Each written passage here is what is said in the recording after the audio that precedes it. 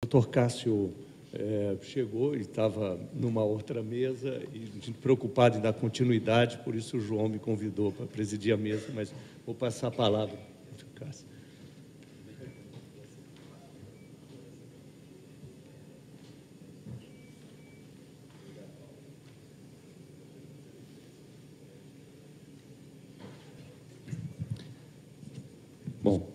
Bom dia a todos. Então, vamos dar início a essa mesa redonda da manhã.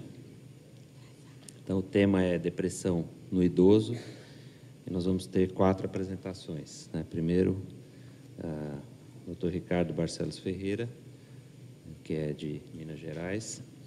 Ele é médico pesquisador do programa Terceira Idade, lá no Instituto de Psiquiatria da Faculdade de Medicina da USP. É vice-coordenador do Departamento de Psiquiatria Geriátrica da Associação Brasileira de Psiquiatria. E ele é especialista em psiquiatria geriátrica pela BP e é doutorando em psiquiatria pela Faculdade de Medicina da USP.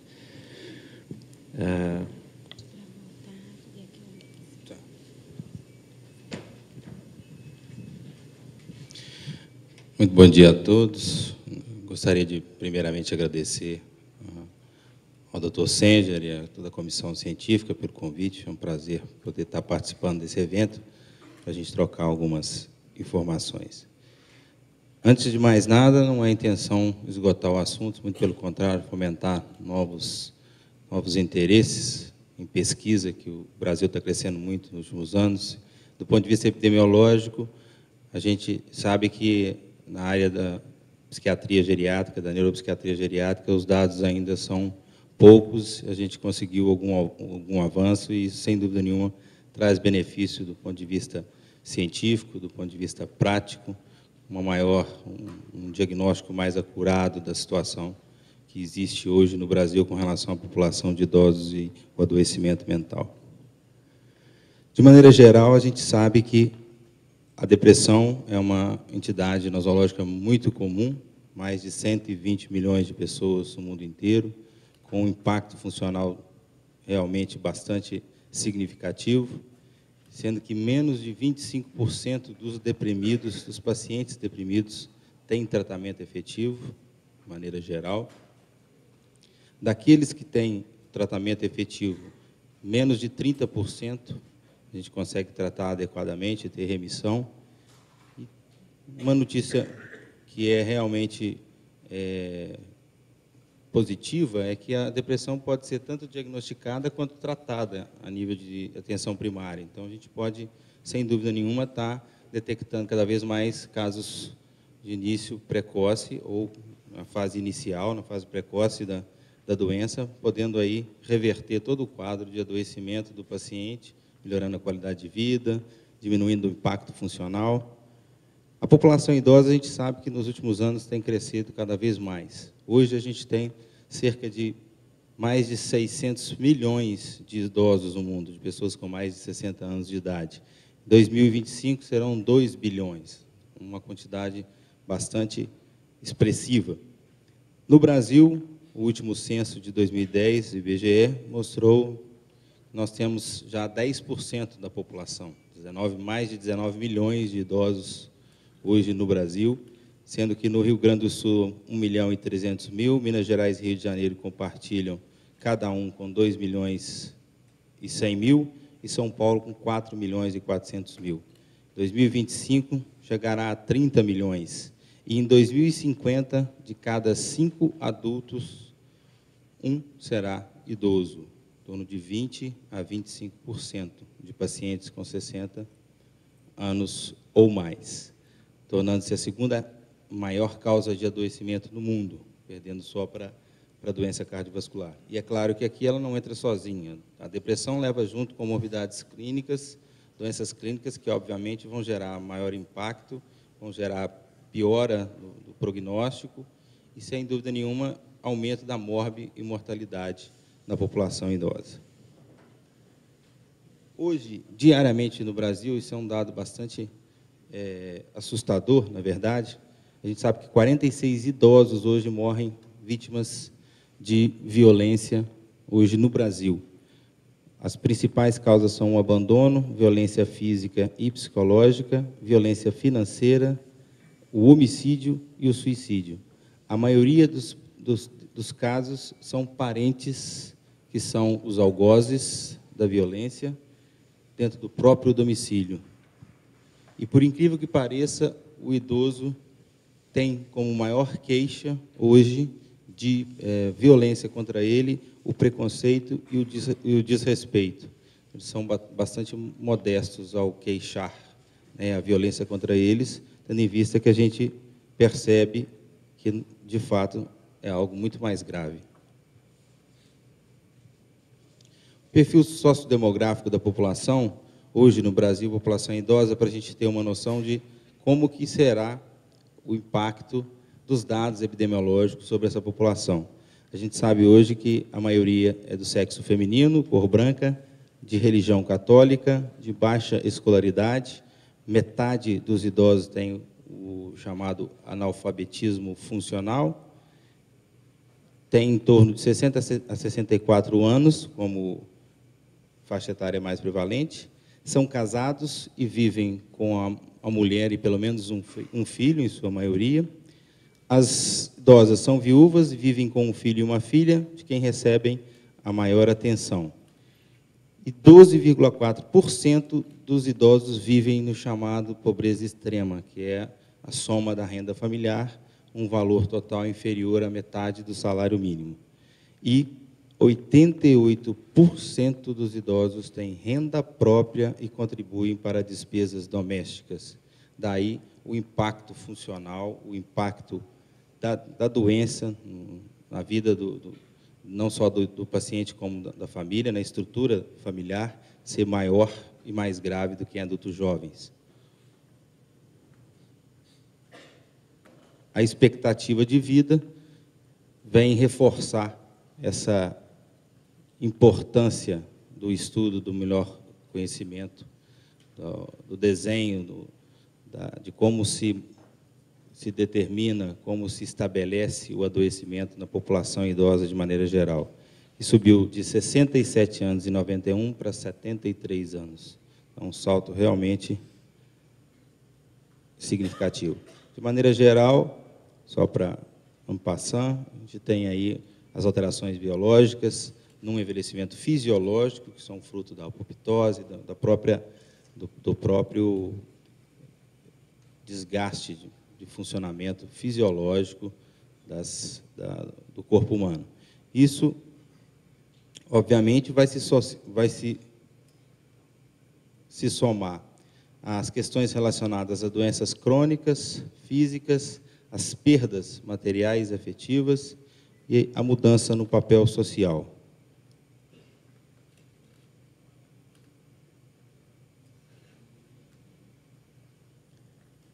O idoso, em geral, em sua maioria, parece estar satisfeito com a vida. Isso aí é uma notícia muito boa. A maioria dos idosos não tem depressão, isso é importante frisar, e parece também não ter predisposição para depressão. Ou seja, a maioria não tem depressão e provavelmente não vai desenvolver depressão, a não ser que haja uma combinação de fatores que possa determinar resultar nesse adoecimento.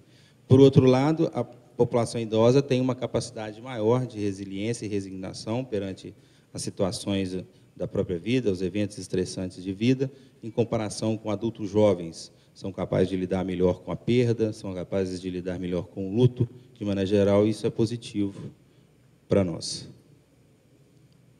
Dentro dos fatores psicossociais, eu gosto de usar essa regrinha dos 3 Fs, em que o paciente vai, na verdade, todos nós, né, ao longo do processo de envelhecimento, vamos passar por essas situações, que são aí a funestação ou consternação, do inglês bereavement, que é muito citado e muito pesquisado na literatura mundial, em que o paciente ele vai sofrer o impacto do adoecimento próprio, de maneira geral, não só mental, e também o adoecimento e a morte de parentes e amigos.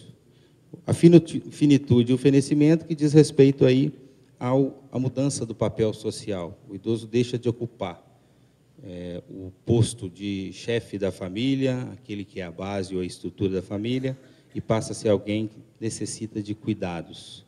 o que vai acontecer, além do o que a gente conhece como a síndrome do ninho vazio, muito comum o casal ao longo da vida, tem uma prole que vai fazer parte daquela família durante alguns anos, de repente os filhos vão cada um para o seu canto e o casal se vê perante o ninho, a casa vazia. A sensação de menos-valia e o comprometimento cognitivo e funcional que advém aí, obviamente, desse adoecimento, dessa maior morbidade que vai se instalando ao longo do envelhecimento. Com relação ao que o idoso fez na vida, o que a gente tiver feito na vida, há, em maior ou menor grau, uma frustração de expectativas, uma tendência a acreditar que conflitos familiares são fracasso da forma como a pessoa conduziu aquela família. E, obviamente, combinando esses fatores com fatores genéticos, né, os fatores biológicos em geral, a gente vai ter aí pessoas adoecendo em maior ou menor grau.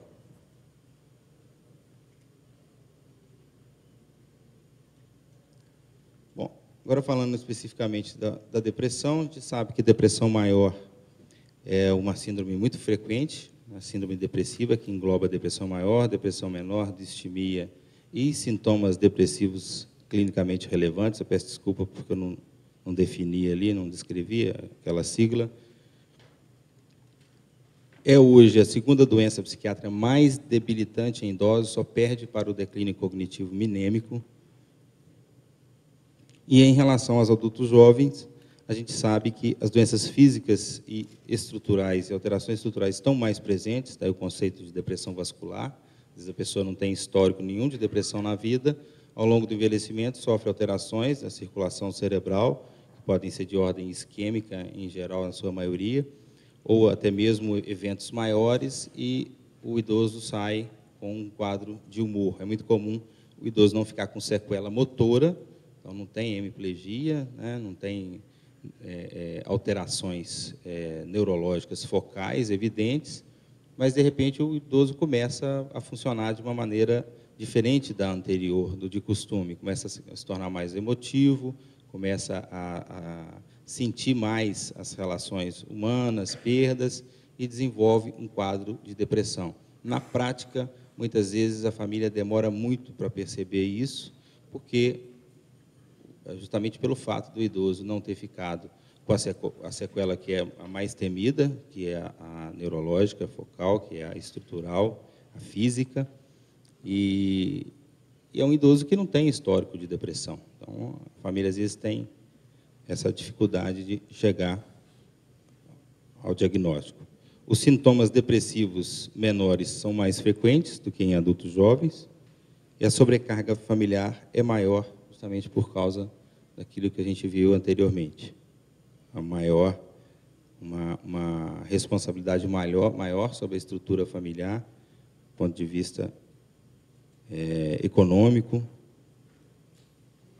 Aqui, de onde surgiu o termo, né, sintomas depressivos clinicamente relevantes, o primeiro a estudar isso foi o Bickman, que, através desse estudo, o Longitudinal Aging Study of Amsterdam, que foi desenvolvido na Holanda, que investigou uma população randômica comunitária de idosos e percebeu uma pontuação significativa acima de 16 pontos na escala CESD, que é uma escala epidemiológica de rastreio de depressão, e percebeu que esses idosos não preenchiam critérios para transtorno depressivo maior. Então, deveria haver algo de significativo nisso. Percebeu um impacto importante nas atividades instrumentais, nas atividades de vida diária profissionais, inclusive, um impacto ocupacional importante. Esses sintomas podem ser incapacitantes, eles evoluindo, chegam a aí uma cifra de 24%, completando, preenchendo critérios para transtorno depressivo maior ao longo de 3 meses, e é uma entidade mais presente em idosos. Isso aqui uma revisão de sistemática sobre depressão, que investigou aí, de acordo com o diagnóstico, percebendo aí as taxas de preferência geral com uma variação bastante significativa, de 0,4% a 35%, de acordo com o diagnóstico de depressão maior e depressão menor, mais uma vez, a maior prevalência de sintomas depressivos clinicamente significativos. E as maiores prevalências encontradas em idosos, mulheres e com situações socioeconômicas adversas. Isso aqui é um estudo sobre o ambiente. Aí a depressão foi avaliada de acordo com o sítio de residência da população estudada. Nas instituições de longa permanência, os nossos asilos, de 8% a 14% depressão maior, menor de 14% a 30%. Nos hospitais com pacientes agudos, já em uma cifra que chega a 44% na depressão maior e 23% na depressão menor, e outras depressões, entre aspas, porque não ficou muito definido nesse estudo, 23%, e a depressão maior de 6,5% e menor de 5,2% na atenção primária, em pacientes ambulatoriais. Desculpe. Incidência de depressão, só de maneira de passar rapidamente, que o tempo já está esgotando, mostrando aí, mais uma vez, a incidência maior em mulheres, a consternação, o bereavement, as alterações de sono, um episódio depressivo prévio e o prejuízo funcional como fatores de risco para o adoecimento depressivo. Essa aqui é um estudo original, a meta-análise que o nosso grupo desenvolveu, que a gente avaliou 17 estudos no Brasil para investigar a síndrome depressiva. A gente encontrou em 15.491 idosos avaliados, prevalências de 7% para depressão maior, 26% para sintomas depressivos clinicamente significativos e 3,5% para distimia, as maiores prevalências em Minas Gerais. Mais uma vez, aqui foi feita uma meta-análise com prevalências combinadas e a gente calculou o odds ratio, encontrando aí que mulheres tinham 2 vezes mais chances de desenvolver depressão do que os homens. E, para a depressão, um impacto maior quando comparado com sintomas depressivos. Essa segunda meta-análise, que a gente está finalizando, também lá do nosso grupo, a gente avaliou idosos ambulatoriais, internados e instituições de longa permanência. Uma variação bastante significativa em algumas prevalências, sintomas depressivos mostrando maior prevalência, de maneira geral, e a depressão maior, uma prevalência superior a 40% aí em pacientes internados. Maior frequência, mais uma vez, em mulheres e pacientes com doenças cardiovasculares.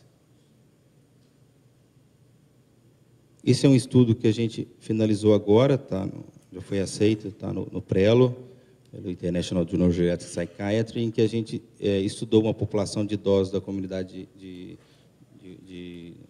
Ribeirão Preto. A gente avaliou 1.147 idosos, encontrando 15,7% de sintomas depressivos clinicamente significativos e, mais uma vez, depressão prévia, o comprometimento cognitivo funcional, aqui também entra psicotrópicos, o sedentarismo, reforçando os dados internacionais acerca da importância da atividade física, e a baixa escolaridade como determinantes do adoecimento mais depressivo, do envelhecimento mais depressivo. Na verdade, curiosamente, aqui o gênero, a idade e as doenças clínicas não tiveram relação. Isso aqui não está condizente com estudos anteriores e nem com os dados internacionais.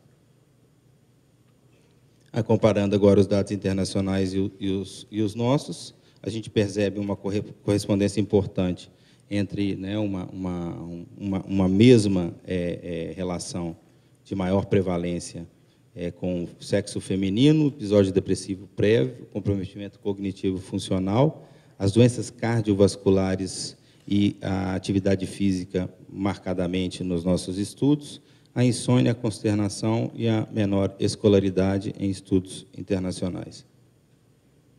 Para concluir, a gente pôde perceber que já está bastante, esse tema já está bastante avaliado, e cada vez mais a gente percebe que a população idosa adoece, apresentando mais sintomas depressivos menores e sintomas depressivos clinicamente relevantes. O aumento da morbimortalidade e o maior risco de demência, sem dúvida nenhuma, e de desenvolvimento de quadros depressivos maiores vai ser mais impactante na população idosa e vai ser mais prevalente. O sexo feminino e as doenças cardiovasculares como um fator de risco importante e expressivo para maiores prevalências. E os instrumentos hoje não são convencionais, não são adequados o suficiente para avaliar o adoecimento, os sintomas depressivos, a patologia depressiva em pacientes idosos, sendo que esses instrumentos de rastreio que investigam os sintomas depressivos, eles têm se mostrado mais promissores, refletindo mais o que a gente percebe na prática com relação ao adoecimento do idoso. Acho que isso é isso. Muito obrigado.